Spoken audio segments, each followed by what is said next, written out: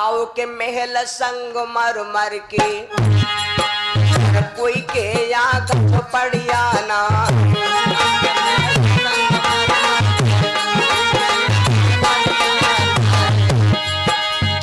कोई के महल संग मर मर के कोई के याद पड़िया ना कोई के सैया साला दो साला कोई के फटी चदरिया ना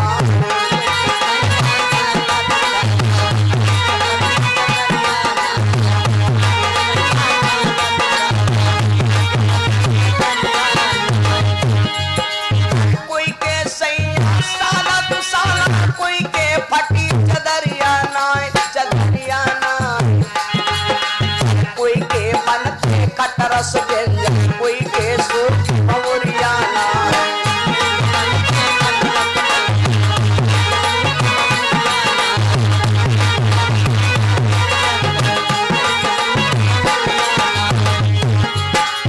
कोई के बल पे कटरस व्यंजन कोई के सूख भवरियाना कोई के सैया 10-10 लड़का हमरे याद डरियाना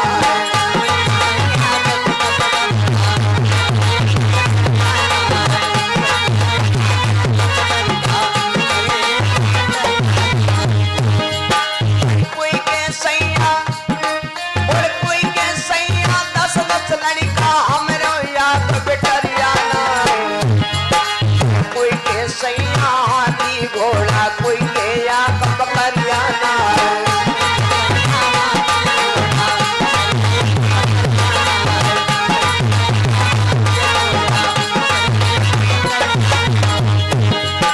रोई रोई रानिया जो महल में अपने पिया को रही रुलाए राजा सुन के या जो रानी के असुवन में रहे बाए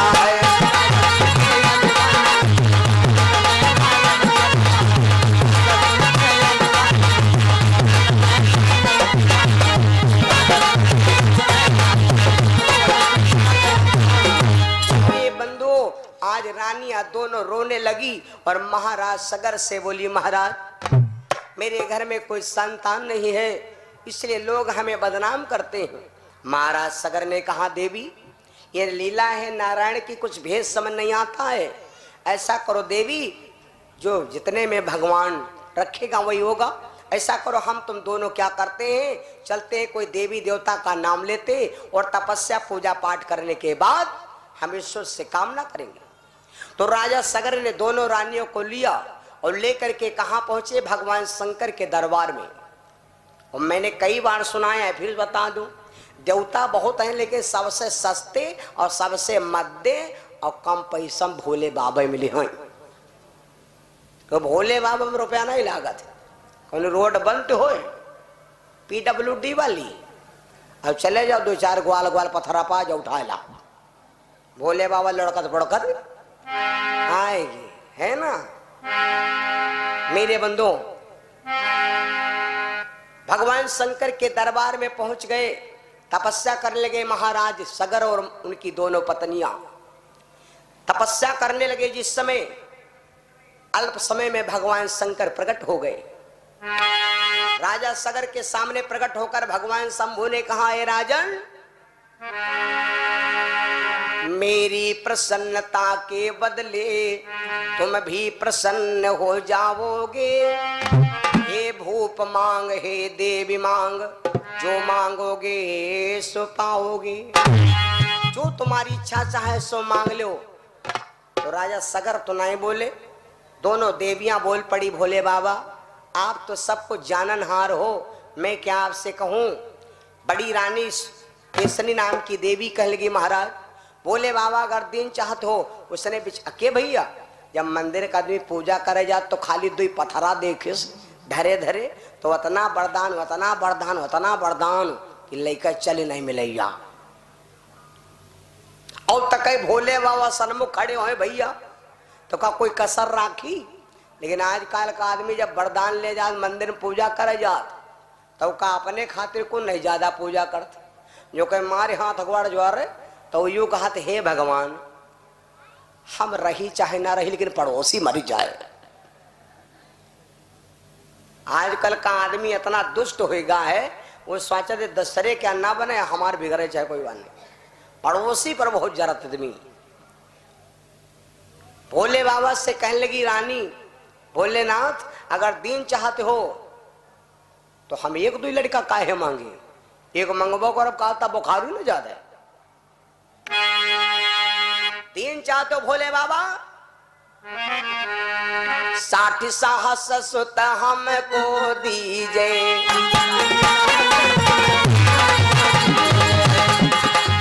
60 साहस सुत हमको दीजे, और दीन जान सिंह अभय करीजे।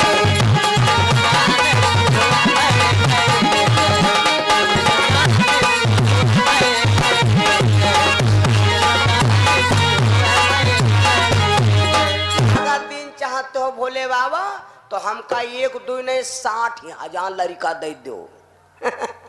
भोले बाबा बोले जाओ देवी, तुम्हारी इच्छा है कि मैंने कहा जो मांगोगे सो पाओगे, जाओ मैं तुम्हें 60,000 पुत्र दिया।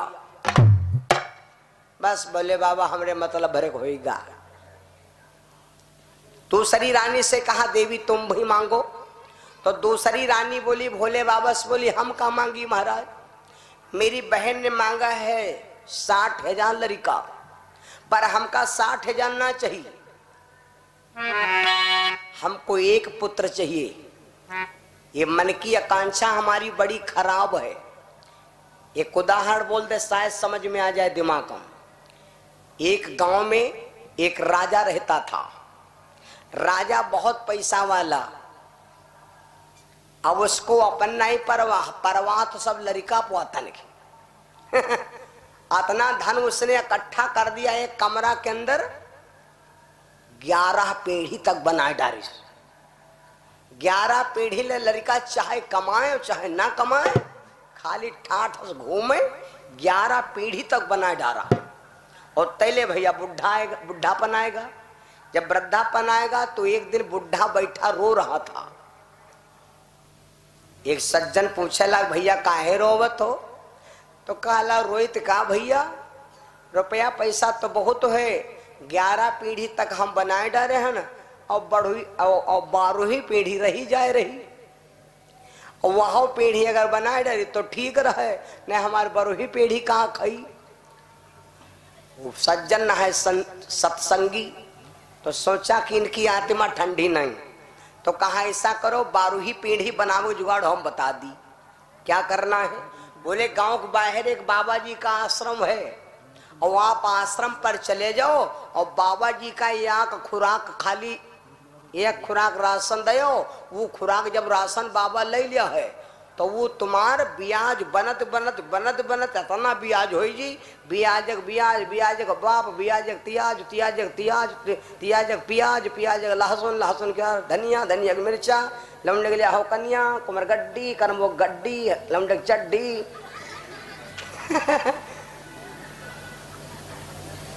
इतना वो बन के तैयार हो जाई कि तुम्हारे 12वीं पीढ़ी बीमा करावत करावत हैरान हो जाए। ये सोचे दादा यह तो ये कहते हैं कि इसका मतलब ये है कि साधु को जब हम भीख देते हैं और भिखारी को भीख देते हैं, आए हुए महात्मा को हम एक खुराक खाना खवा देते हैं, तो ये समझ लेना कि हमारा आगे वाला जो परिवार है उसके लिए हम ब्याज जमा करते हैं, और ये आगे चल कर के उसका पुण्य प्राप्त होता है। राजा साहब ने एक खुराक बढ़िया अच्छा अच्छा राशन बांधा और बांध करके चल दिए। चलते चलते बाबा के आश्रम में पहुंचे। बाबा के आश्रम में पहुंचे और तब तक बाबा जी का एक नियम था। बाबा जी का नियम एक था भैया कि बाबा जी के आश्रम पर जिसकी खुराक सबसे पहले पहुंचती थी, बाबा याकई खुराक लेते थे। याकई खुराक बाबा का नियम था। हमारे इधर अब कार्यक्रम परसों से है, कल यहाँ समाप्त होगा, परसों हमारा कार्यक्रम वही है, परसों कार्यक्रम वही हमारा है।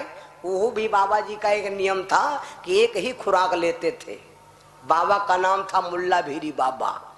ये मिस्री के पीछे पड़ता है लगभग 34 किलोमीटर। मुल्ला भीरी बाबा 3 बार मरे गंगा जी को रोज नहाते थे और ये गंगा बाबा जी का नियम था।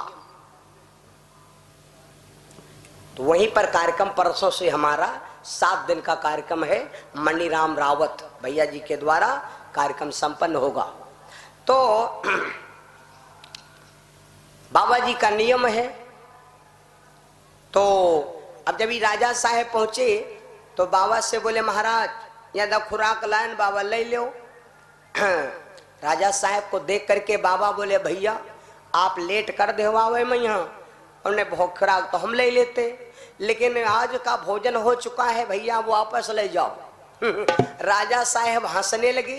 राजा साहेब बोले बाबा जी अरे हमारा राशन है, आपने भोजन कर लिया, अभी रोशन लौटा का ले जाई, आज का रख दो कल बनाए खा ले हो, कहा पता कल कोई लावे दऊ ना लावे।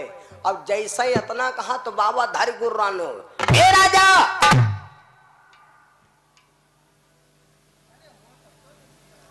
संझा खाए सवेरे झंग खाए, कल कोई लाएगा नहीं लाएगा इसके लिए हम आज यू रख ले, कल कोई नहीं लाएगा तो ईश्वर भोजन देगा।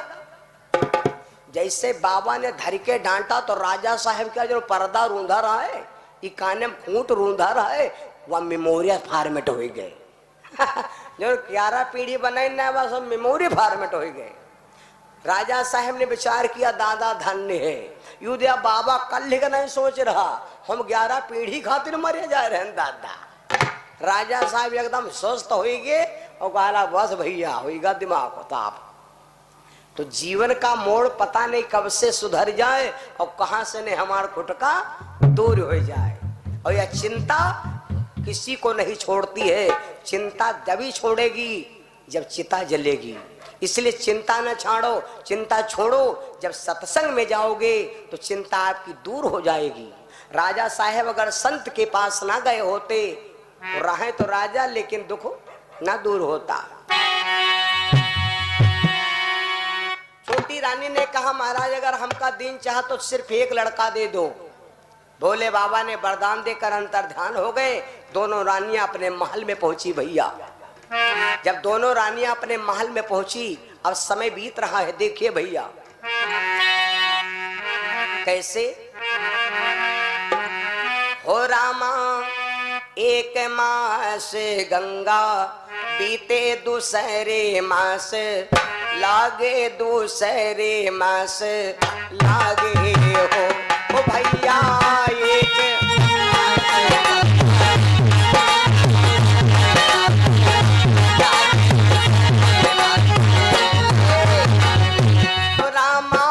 तीसरे मास केरी बारी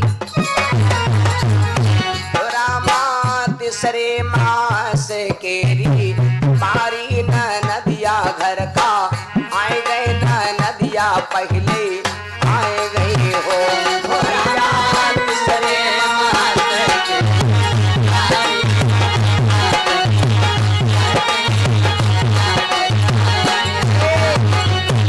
भैया ऐसा ही बीते ना वो मास लाना जन्म हो सुंदर हो रीला जन्म हो पावन हो रामा महलन माँ बाजी रे बाधैया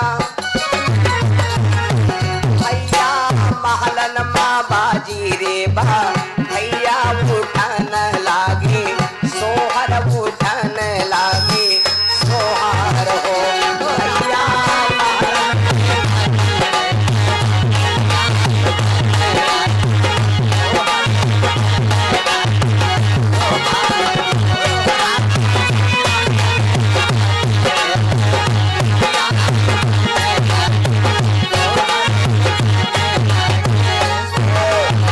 आज राजा साहब के घर में समय आने पर छोटी रानी ने कहा था कि महाराज हमारे घर में एक बेटा हो, तो रानी के गर्भ से एक पुत्र हुआ। जौनी कहना 60,000 लड़का हो तो उनके लड़का पुरखा कुछ नहीं।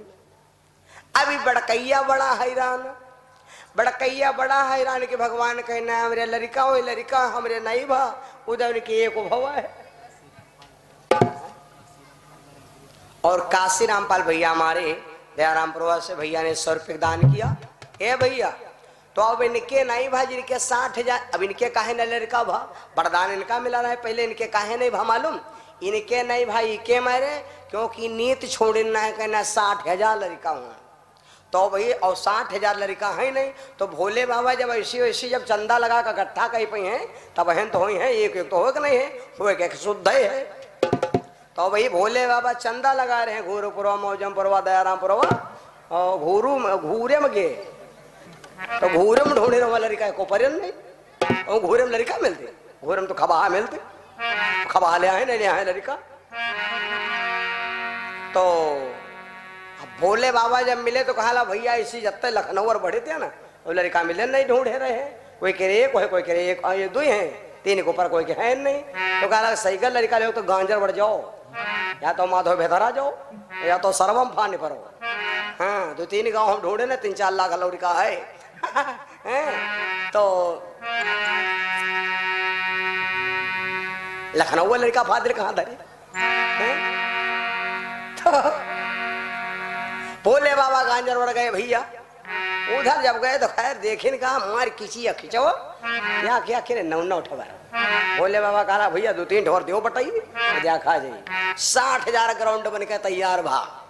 जब 60,000 पुत्र बन के तैयार हो गए तो रानी की एक लड़का नहीं भय भैया।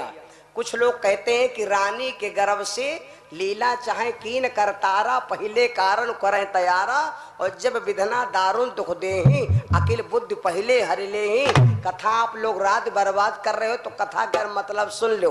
भगवान जब देते हैं तो छापर फारिक, जब भगवान दी तो छापर फारिक दिनेश, और जब ली हूं तो थप्पर मारिक।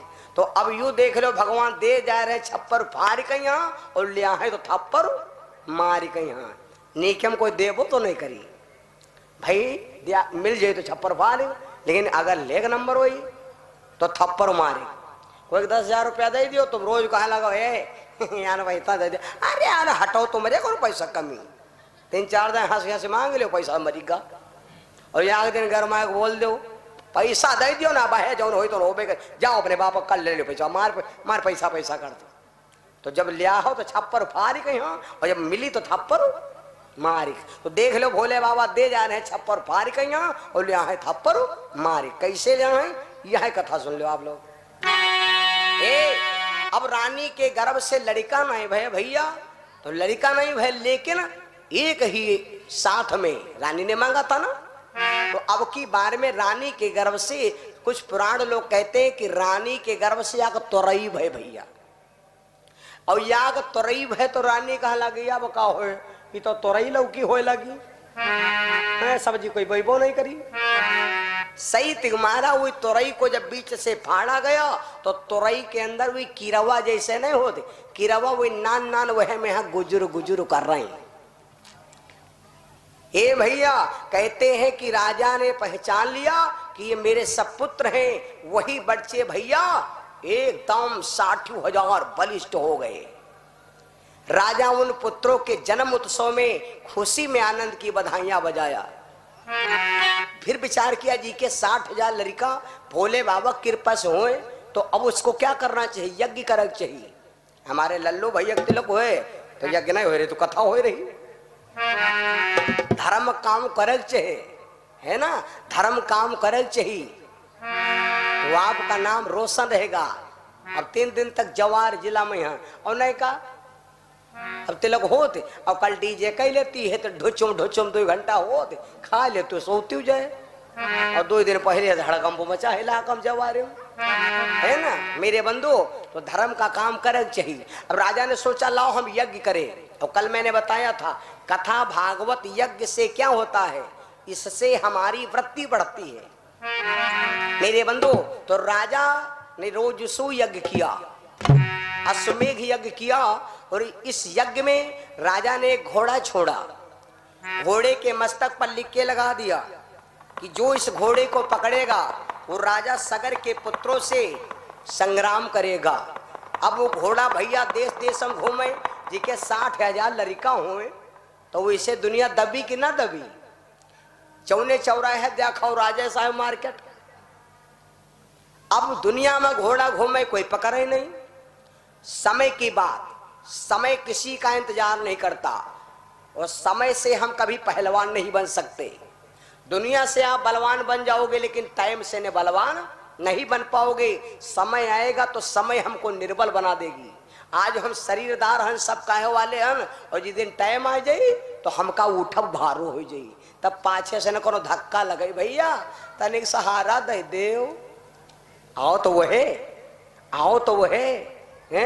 लेकिन भैया जब समय आ जाए तो हमका उठब मुश्किल हो जाई। मेरे बंधु, राजा साहेब धीरे धीरे घोड़ा, किसी ने पता नहीं कैसे क्या हुआ, वो घोड़ा गायब हो गया। 15 दिन हो गया। यही विधि बीत गयो पखवारा,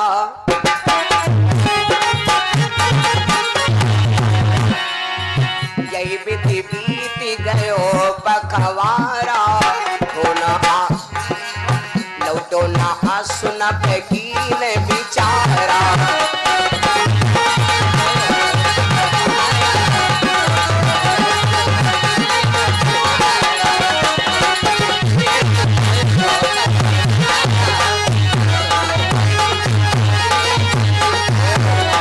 15 दिन बीत गए, घोड़ा लौटा नहीं।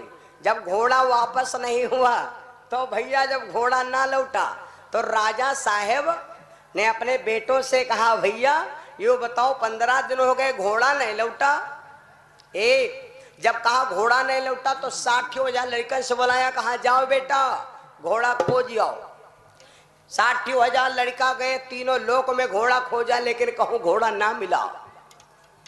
जब राजा साहेब से लौट के आए, बोले पिताजी घोड़ा ना मिला, तो राजा साहेब ने गुस्सा करके अपने बेटों को आवाज सुनाया। अपने बेटों से कहा,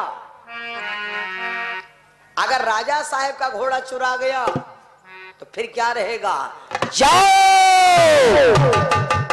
जाओ ढूंढ लो,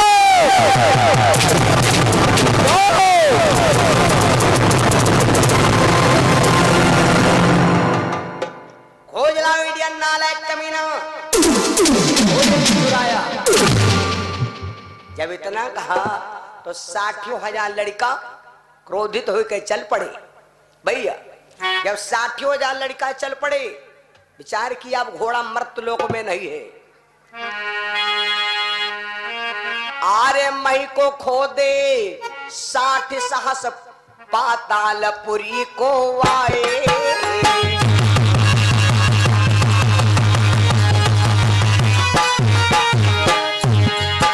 अरे मई को खो दे 60 सहस पातालपुरी को आए।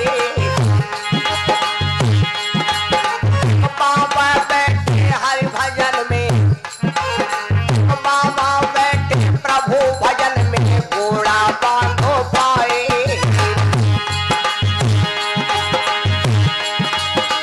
राज ऋषि का कीनो जब अपमान, और नहीं किया सम्मान की प्यारे सुनो लगा कर कान। ओ भैया रच लो प्रभु का नाम, यहाँ दिल का मेला है। भैया रच लो हरि का नाम, यहाँ दिल का मेला है।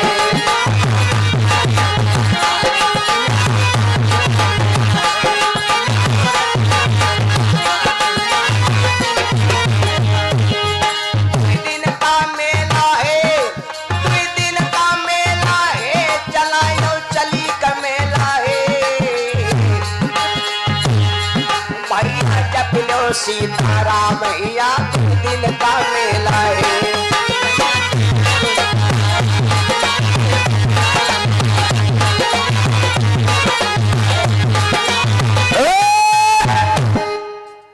जिस समय 60,000 पुत्र पातालपुरी में पहुंचे, एक बाबा जी भगवान का भजन कर रहे हैं, बाबा के पीछे स्वस्थ घोड़ा बंधा है। भैया 60,000 जहां पर 60 में हो तो 60 बात है, और जहां पर 60,000 आदमी हो। एक ने कहा ये हमारी जाने बाबा चुराला हुआ घोड़ा, एक ने कहा बाबा घोड़ा नहीं चुराला हुआ, बाबा चट्टो है। एक ने कहा बाबा नाश्ता दे खाती ना, आंखें मूंद का आडम्बर बना रहा। एक ने कहा बाबा आडम्बर नहीं रहा बना रहा, बाबा गांजा पिए बैठे। एक ने कहा बाबा को मार रहा हो, अरे मार पहले एक बढ़ाओ बाबा के मारी ला तो बाबा मोही भर माटी खाए। अब बाबा की आंख खुली भैया, जिस समय बाबा जी के नेत्र खुले, दिलीप यादव भैया मौजम प्रवास से 100 रुपए दान भगवान के चरणों में। भैया जिस समय लात मारी बाबा की आंख खुली, बाबा को क्रोध आ गया। भैया बाबा को क्रोध आ गया। बाबा जी ने नेत्र खोल करके और कमंडल से जल लेकर के भैया उन 60,000 पुत्रों पर जल का सहारा लेकर और श्राप दे दिया। 100 रुपया संत राम शर्मा भैया हमारे दयाराम प्रवास भगवान के चरणों में 101 रुपये दान आया। भैया जिस समय श्राप दिया उस समय 60,000 क्या हुए?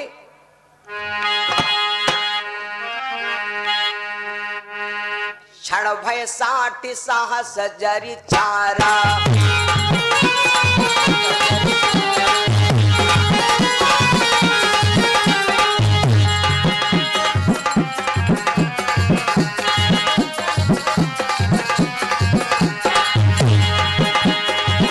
अरे क्षण में 60 साहस जरी चारा।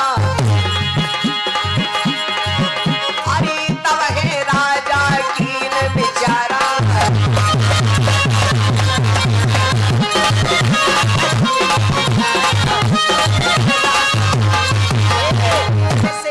कपिल मुनि ने कमंडल से जल लिया और छींटा मारा तो 60,000 पुत्र जल के भस्म हो गए।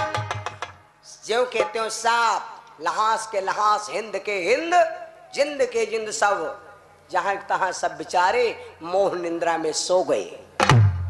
बाबा जी फिर भजन में लीन हो गए। घोड़ा बंधा रह गया। मेरे बंधु कुछ अल्प समय बीत गया।